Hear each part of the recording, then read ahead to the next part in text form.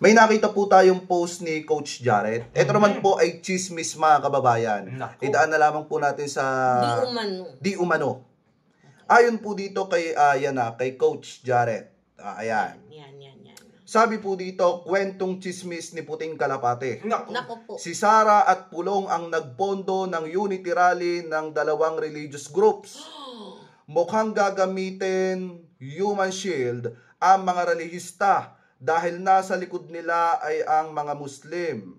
Wait lang. May una akong tanong. Paano sila magsasagawa ng rally? Kakatapos pa lang ng bagyo sa bansang Pilipinas. Like, parang magpakita naman kayo ng Yan yung tanong dyan. Yan yung tanong dyan. Kaya, like, paano nyo masasabing mahal nyo ang bansang Pilipinas kung after ng bagyo, mas uunahin pa ninyong mag-rally instead na magkapit-bisig, magtulong-tulungan sana tayo, 'di ba? Para makabangon ang mga area, ang mga lugar na nasa lanta ng bagyo. Ganyan ba ang nagpapakita ng may simpatya sa mamamayang Pilipino? May sasabihin lang din ako ito. Okay. Ingat lang din kayo mga DDS na mga nagrarally. Kasi, in case wag naman sana na may mangyari dyan sa rally na yan. May mga na-disgrasya, sana wag mangyari.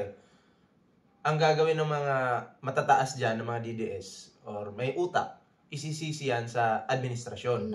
Gawa nila yan, pero isisisi sa administrasyon. Ganon yung style. So, inuunahan na namin ngayon, na kung may mangyari mang ganyan, alam nyo na. O, di ba? Kaya, kahit DDS kayo, sobra kayo makipaglaban, kahit mali, pinaglalaban nyo na, ingat kayo kasi possible na pwede kayong i-sacrifice. May buhay kayo. Ingatan niyo yan. So, ang masasabi ko lang sa inyo mga DDS, mapagmasid kayo. Huwag maging uto-uto. Di ba? Okay, tuloy. So yun mga kababayan, bukod pa po sa mga Muslim, mayroon daw pong secessionist at armed groups para atakihin ang Malacanang. Ingat kayo mga kababayan, mukhang guguluhin ng mga Duterte ang bansa talaga para patalsikin si PBBM. Wait lang, can I ask just a little bit or something question? Like, kasi it's very quite funny na pinapatalsik nila si President Bongbong Marcos while si PBBM is nagtatrabaho naman ng maayos. Like sila, nag-explore sila, diba? Naglalamyerda, binabagyo. Anong ginagawa nila? Nagpa-party. Yung isa nagtatrabaho, ano ba yung reason ninyo? What was your enough reason para patalsikin si PBBM? Nagtatrabaho naman ng maayos. Hindi ba't mas kayo yung dapat patalsikin? May reason dyan. May reason. Ano sa palagay mo? Ito. Gusto nilang gumante sa administrasyon ni PBBM. Anong gaganti? Kasi napakulong yung kanilang tatay. Si PBBM ba? Nagpakulong sa kanilang ama? Yan yung tanong. Simple lang yun. Hindi kasi naranasan din nila yung sarap nung nasa Malacanang pa sila.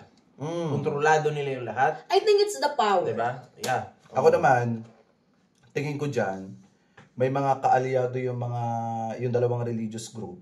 Ito wala kaming pinapangalanan na yung dalawang religious group, may mga kaalyado yan na tatamaan talaga ng investigasyon na makukulong. At the same time, yung pinakamatindi pa dyan. Yung isa, may idea na ako. Kasi yung isa sangko talaga,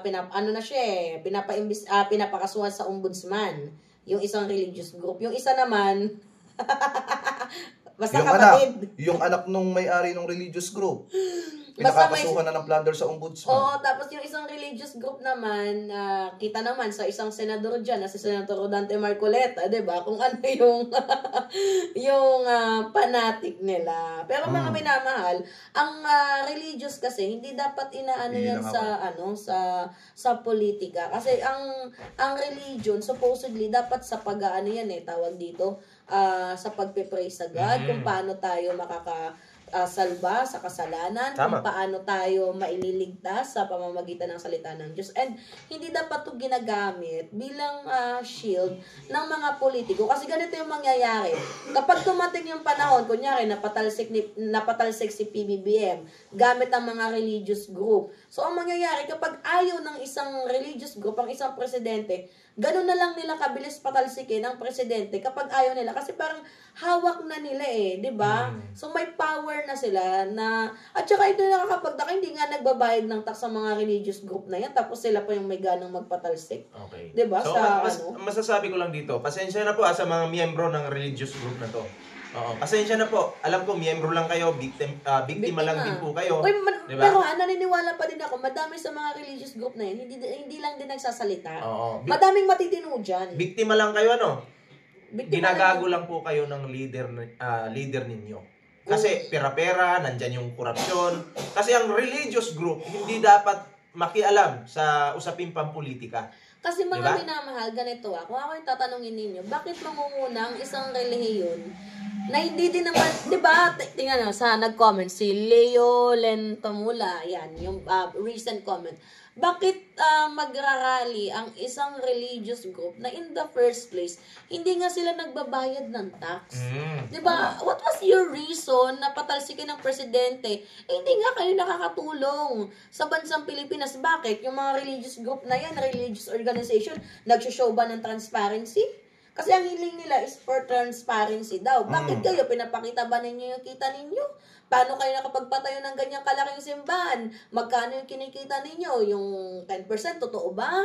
So, di ba, ano yung reason ninyo para patalsikin ng isang tao na kung kayo nga mismo, wala nga transparency sa inyo? Kasi kung gusto niyo ng transparency, dapat nagsisimula yan sa mismong bahay ninyo. Tsaka magising na yung mga dyan, yung mga miyembro, no? Ginagago lang po kayo ng leader ninyo, okay? Na imbis na pagsisimba po yung inaatupag ninyo, abay, pinapunta po kayo dun sa sulok ng kanto, mag-rally kayo dun, 2-3 araw, nauulanan kayo, naaarawan kayo, pag uwi nyo ng bahay, nagkakasakit kayo, gutom pa kayo, ginagago po kayo. I think diba? mayroon tinatawag na under the table na usapan dyan. Kung ako lang yung meron akong nakikita. Okay lang sana kung kasama yung leader sa rally. Hindi, Ay, ganito. yun nga. Okay, parang dito, nagsasakripisyo. Tapos ang pangit pa, sasabing peace rally. Tsaka tinatago lang nila sa sa faith gathering, pero yung punto doon is talagang mapasipa na. Naniniwala yung mga miyembro. Karamihan po naniniwala na peace rally talaga. Kaya nga lang, pagdating na nila dun sa lugar, nagtataka sila, akala ko ba peace rally? Kasi mga minamahal, saan ba kayo nakakita ng rally? Di ba kaya nga rally, di ba? Kasi mag-rally. Bakit, ngayon lang ako nakarinig na rally for peace. Diba? Pero ang pinag-uusapan, politics. Politics. Diba? Mga minamahal. Kasi kung pangkapayapaan yan, puro pananampalataya yan eh. Oo. Tama. Hindi ata nila alam ibig sabihin ng faith gathering. Diba? Dapat supposedly yun. Gawin ninyo. Faith gathering. Manampalataya tayo. Dapat ganun. Kaya nga tingnan. Kaya hindi na ako nagtataka kung bakit tayo binabagyo eh. Kasi ang daming mga religious group na mga... Di ba makapangyarihan na sila ngayon yung mga kulto? Grabe talaga. Kaya yung bagyo, papunta po talaga sa atin kasi yung mga kulto na to, sobra na po talaga yung kanilang kasamaan, di ba? Pero mga kababayan, wala kami pinapangalanan dito. So, interpretasyon lamang po yun. Di Paul point ba? Yung issue ng kulto. Yung kulto, di ba? But anyway, mga minamahal. Pinakamalaking kulto sa Pilipinas. But anyway, mga minamahal, ang gusto ko lang sabihin sa inyo na ang simbahan, hindi dapat ginagawang shield ng mga politician. Dapat ang simbahan is yun yung nagpapanguna sa salitang peace, yung totoong peace. Kasi kung transparency lang din naman yung sinisigaw ninyo, napaka-ironic na si Sara Duterte nga may 7 article of impeachment, ba't hindi nyo i-call out? Diba? At saka paano natin nasisikmurang patalsikin yung presidente na nagsiwalat ng sindikato sa gobyerno.